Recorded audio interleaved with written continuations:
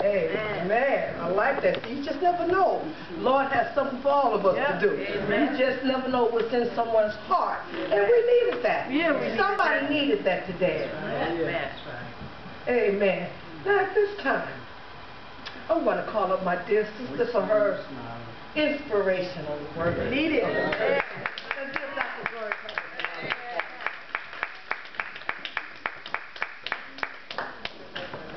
First, giving honor to God and to my pastor in his absence, and my first lady in her absence, and all my sisters and brothers, my church family, my husband who's here with me this morning visiting. I thank God. I thank God. I thank you too to our visitors. This week, I celebrated my oldest daughter's birthday, and she turned 43 this week. And the gift of that experience is when my daughter was born, I was 15 years old. And I was a young girl living at home with my mother and father, and I knew the difference between a daughter and a baby like I knew anything. Like I had no idea of what it meant that I was bringing a child into the world. I had no idea of what the level of responsibility that was going to be attached to that situation meant. And even if I had have known, I didn't have it. I did not. I really was a 15-year-old child.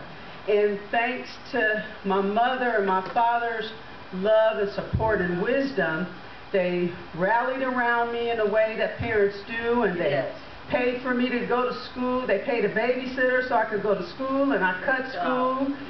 My father had wisdom, so he said, well, I ain't paying this babysitter. You stay home and take care of your own baby. Keep that money in my pocket. And they did a lot of things that I didn't know at the time were very, very necessary, but also very special. You know, my father took me on the bus to get my maternity clothes, to White Front. Y'all remember White Front? All us OGs remember White Front. Took me, he did his car, he didn't have a car at the time, or was broke or something, but took me on the bus. My father, not my mother, not an auntie, not my older sister, my father. Saw me struggling with my clothes, said, come on girl, let's go get you some clothes. Took me on the bus, bought my maternity clothes. When my daughter was born, he went to White Front, bought cases of Pampers when they came out. And that level of support is what I know today. In their own ways, they went beyond the call of duty. I had friends at the time whose parents, when they got pregnant, put them out. I had friends at the time whose parents who got pregnant young, their parents called the police on the boy that was the father of their child. They had big court battles, and people went to jail, and you know, people got beat up, and you know, all kinds of traumatic experiences attached to being a teenager with a child. And I didn't have any of those experiences. My mother to this day has always had a level of love and honor and respect for all people. You know, me, my children, my grandchildren, my children's fathers, my husbands have been married more than once. My mother just had a way of operating that even if she had some little tweaks and things, she was hard pressed. She didn't, you know, she just didn't hold it long. And so I learned about motherhood and rearing children and life in a very, now I know, a very special way. You know, I owe my parents, my mother, my father, my life. We say that all the time. I owe them my life and my children's life because of the way they rallied around me, and they, you know, taught me things even when I didn't want to learn. I tell the story. I was a very, my mother used to say, Mama, can I go outside? Should have been my middle name. Because that's all I ever wanted to do, is go outside, go outside. And as a result, I learned a lot of very confusing, mixed up messages outside. Learned a lot of ways that really didn't work for me well outside. And many of them, it took a long time to let go of. You know, I fought like tooth and nail sometimes to hold on to a lot of things I learned outside that didn't work. And God's grace and mercy and His love and His kindness and His care for me showed up and showed out. And in spite of my best thinking, you know, my elevator can go to the top. It don't always, but it can. You know, my words don't always connect properly, my sentence, grammar, and all that, but I can get a point across. You know, the way that I feel about human beings, period, is very genuine. I really care and trust people. It really matters to me if somebody's hurting, if somebody's sad, if somebody's shocked. You know, those things matter to me. And I understand today that while a lot of my experiences other people had, they're bitter and angry and distrusting and hurt and confused and sick. You know, emotions make us sick. Cancer. You know, all kinds of illnesses, mental health illnesses come from our anger, our resentments, our, you know, won't let go, won't change, won't grow, won't step back, won't take 3 steps forward. All those things take their tolls on our hearts and our bodies. And I take medicines every day because I'm not the healthiest crayon in the box. But like everybody has said this morning, nobody wheeled me in here in a wheelchair. I'm breathing on my own. I walk to work every day. I drive. I can see. I can talk. I can hear.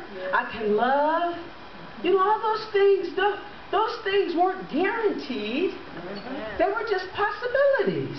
They were just experiences that I thought one day would be nice to have, but they weren't guaranteed me.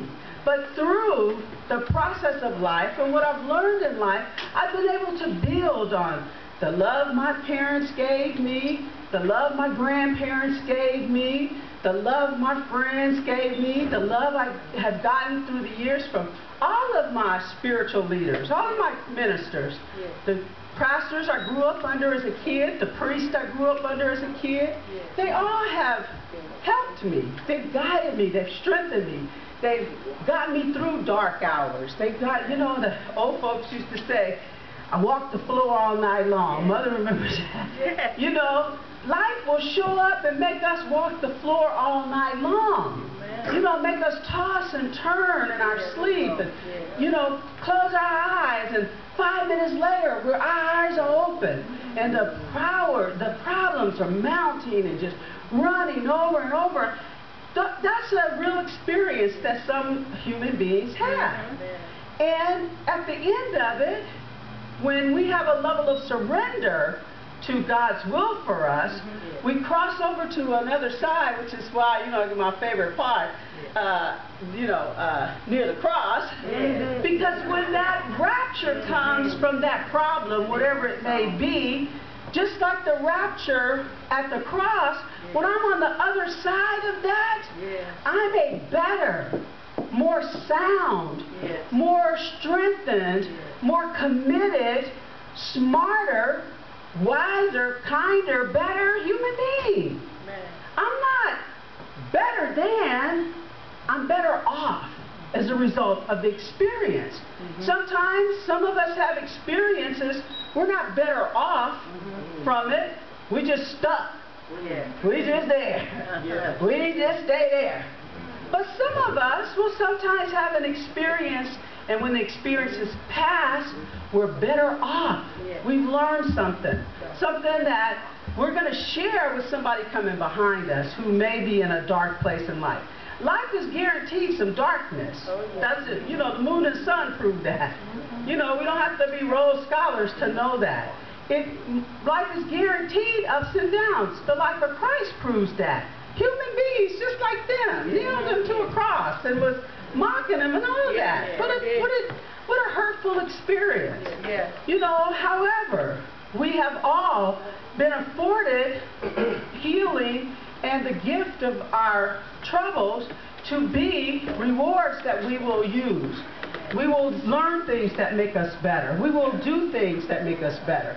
And we will be blessed with the gift of passing it on. So I started all that out to say that I didn't know when I was that 15-year-old girl in that hospital having that baby that 43 years later I would be rejoicing in the celebration of her life.